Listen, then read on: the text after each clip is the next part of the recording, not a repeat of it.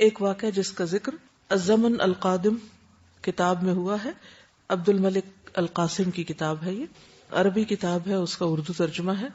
وہ لکھتے ہیں کہ ایک آدمی معمول کے مطابق اپنی گاڑی پہ جا رہا تھا، مدینہ کی ایک سرنگ میں اس کی گاڑی خراب ہوگی، یعنی ٹنل میں۔ وہ گاڑی سے نکلا کہ ورکشاپ جا کر ٹھیک کروا سکے۔ وہ اپنی گاڑی کے پیچھے کھڑا ہو گیا وہیں ٹنل میں، تاکہ کسی سواری پر سوار ہو سکے۔ ایک تیز رفتار گاڑی آئی، اس نے پیچھے سے اس کو ٹکر ماری، کیونکہ عام طور پر ٹنل جو ہے وہ اس میں ایک تو سپیڈ بہت ہوتی ہے، دوسرے یہ کہ بعض اوقات اندھیرا ہو سکتا ہے یا دور سے نظر نہیں آتا کہ صرف گاڑی ہے یا گاڑی کے ساتھ کوئی اور بھی، اور سب سے بڑی بات یہ کہ تقدیر۔ تو پیچھے سے کسی نے آ کر اس کو مارا، اس کو سخت گہرے زخم آئے، وہ زخموں کی تاب نہ لا کر گر پڑا۔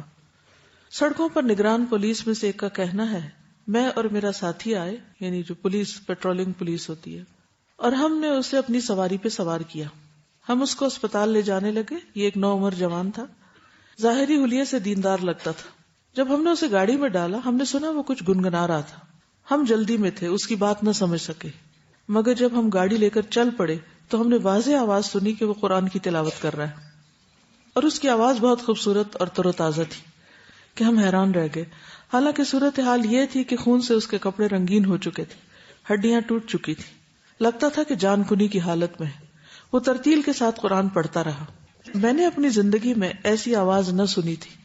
یوں لگا کہ میرے جسم اور پسلیوں میں لرزہ طاری ہو گیا ہے، یعنی اس کی وہ تلاوت سن کے۔ اچانک اس کی آواز رک گئی۔ میں نے مڑ کر دیکھا تو کیا دیکھتا ہوں کہ اس نے شہادت کی انگلی اٹھائی ہوئی ہے اور کلمہ شہادت پڑھ رہا ہے۔ پھر اس کا سر جھک گیا۔ میں پیچھے کی طرف اچھلا، میں نے اس کا ہاتھ ٹٹولا، اس کے دل کی حرکت اور سانس کو چیک کیا، کچھ بھی باقی نہ تھا۔ وہ زندگی کی قید سے آزاد ہو چکا تھا۔ میں اس کو دیر تک دیکھتا رہا، میری آنکھوں سے آنسو بہہ نکلے جو میں نے اپنے ساتھی سے چھپا لیے۔ میں نے اسے بتایا کہ یہ فوت ہو چکا ہے۔ میرا ساتھی زار و قطار رونے لگا۔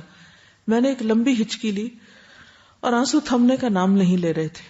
ہم اسپتال پہنچے، جو بھی ہمیں ملا ہم نے اسے اس نوجوان کا قصہ سنایا۔ اکثر لوگ اس حادثے سے متاثر ہوئے۔ ایک آدمی نے یہ قصہ سنا تو آگے بڑھ کر اس نوجوان کی پیشانی کا بوسہ لیا۔ سب اس پر مصر تھے کہ ہم تب تک نہیں جائیں گے جب تک اس کے جنازے کا پتہ نہ چلے کہ اس کا جنازہ کب ہوگا، تاکہ ہم اس کی نماز جنازہ پڑھ کر ہی جائیں، حالانکہ وہ سب کے لیے ان نون تھا۔ ہسپتال کے ملازمین میں سے ایک نے اس کے گھر رابطہ کیا، آگے اس کا بھائی تھا۔ اس نے اپنے بھائی کے متعلق بتایا، یعنی جو بھائی زندہ تھا اس نے اس فوت شدہ بھائی کے بارے میں بتایا کہ ہر سوموار کو وہ گاؤں میں دادی کے پاس ملاقات کے لیے جاتا تھا، بیواؤں اور یتیموں کی دیکھ بھال کرتا تھا۔ پورا گاؤں اس کو جانتا تھا۔ وہ ان کو دینی کتابیں اور دینی کیسٹس دیتا تھا۔ وہ جب جاتا تو اس کی گاڑی چاولوں اور چینی سے بھری ہوئی ہوتی، وہ جا کر تقسیم کرتا، حتیٰ کہ وہ بچوں کی مٹھائی بھی نہیں بھولتا تھا کہ ان کو خوش کر سکے۔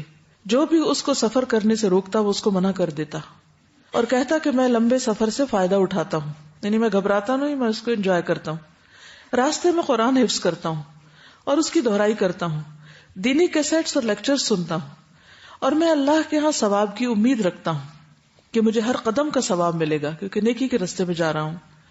اگلے دن مسجد نمازیوں سے بڑھ گئی۔ میں نے مسلمانوں کے بھاری مجمع کے ساتھ اس کا جنازہ پڑھا۔ نماز سے فارغ ہو کر اس کو قبرستان لے گئے۔ بالآخر ہم نے اس کو تنگ و تاریک قبر میں دفنا دیا۔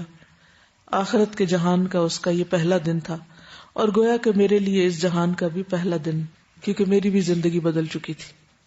اس سے کیا پتہ چلتا ہے کہ تبلیغ صرف لیکچرز دینے کا نام نہیں ہوتا۔ ڈیپینڈ اس پہ کرتا ہے کہ ہم اس پر عمل کتنا کرتے ہیں، ہماری عملی زندگی کیسی ہے، ان باتوں کے مطابق جو ہم کرتے ہیں یا اس کے مخالف۔ اور یہی کسی شخص کے بہترین آثار ہو سکتے ہیں کہ مرنے کے بعد لوگ بغیر اس کو جانے اس کا جنازہ پڑھیں، اس کی نیکی سے متاثر ہو کر، حالانکہ وہ اس کو زیادہ نہیں جانتے تھے، بس یہ آخری وقت کا عمل، چھوٹا سا عمل، اور یہ عمل کی تبلیغ تھی۔ اللہ دلوں میں محبت ڈالتا ہے نا، کہ کوئی آپ کے لیے دعا کرے یا آپ کا جنازہ پڑھے یا آپ کے پیچھے آئے۔ اس وقت لوگوں کو اس سے کس چیز کی توقع تھی کہ کیا دے گا وہ ان کو مر کے؟ کچھ بھی نہیں۔ وہ اس کی محبت میں جا رہے تھے اس کے پیچھے۔ اور اس سے محبت کیوں تھی؟ کیونکہ وہ اللہ سے اور اللہ کی کتاب سے اور اللہ کے دین سے محبت کرتا تھا۔ اب جتنے بھی لوگ اس کی وفات کے اس واقعے سے متاثر ہو کر بدل گئے، اس کا اجر کس کو ملے گا؟ اسی کو ملے گا۔ تو حقیقت یہ ہے کہ جو اچھا خاتمہ ہے وہ انسان کی سب سے بڑی خوش قسمتی ہے. کوئی بات آپ کہیں گے اس واقعے سے؟ جی، زندگی میں اس کا جو عمل تھا اور جس پر اس کی استقامت تھی اور لوگوں کے روکنے کے باوجود وہ اپنی نیکی پہ ڈٹا رہا، وہی عمل اس کا آخری عمل بن گیا. اسی راستے میں اس کی موت آ گئی. ان الذین آمنوا وعملوا الصالحات سیجعل لهم الرحمن ودا. جو لوگ ایمان لائیں گے اور نیک عمل کریں گے، عنقریب اللہ تعالیٰ ان کے لیے دلوں میں محبت پیدا کر دے گا. تو ہمیں لوگوں کے پیچھے بھاگنے کی ضرورت نہیں کہ وہ ہمیں چاہیں یا وہ ہمیں محبت دیں. ہمیں اپنے آپ کو اللہ کے ساتھ خالص کرنے کی ضرورت ہے، اور باقی سب کچھ تو اللہ کے ہاتھ میں. وہ جس کے ذریعے چاہے گا دلوائے گا. حضرت ابراہیم علیہ السلام جب ان کو آگ میں پھینکا جا رہا تھا تو اس دوران کہ انہیں اٹھا کے آگ کی طرف لے جایا جا رہا تھا، جبریل علیہ السلام حاضر ہو گئے کہ بتائیے میں آپ کی کیا مدد کر سکتا ہوں. انہوں نے کیا کہا تھا اس وقت؟ حسبی اللہ و نعم الوکیل. آپ کی مدد نہیں، اللہ کی مدد چاہیے، اور اللہ ان کو کافی ہو گیا. بندے تو خود محتاج ہیں، مخلوق تو خود محتاج ہے، لیکن اتنا توکل ہو اللہ پہ تو پھر ہم کہتے ہیں نا. ورنہ تو ہر وقت ہماری نظر اس پہ ہوتی ہے جو لوگوں کے ہاتھ میں ہوتا ہے کہ کسی طرح یہ ہمیں کچھ دے دیں، ان سے ہمیں کچھ مل جائے.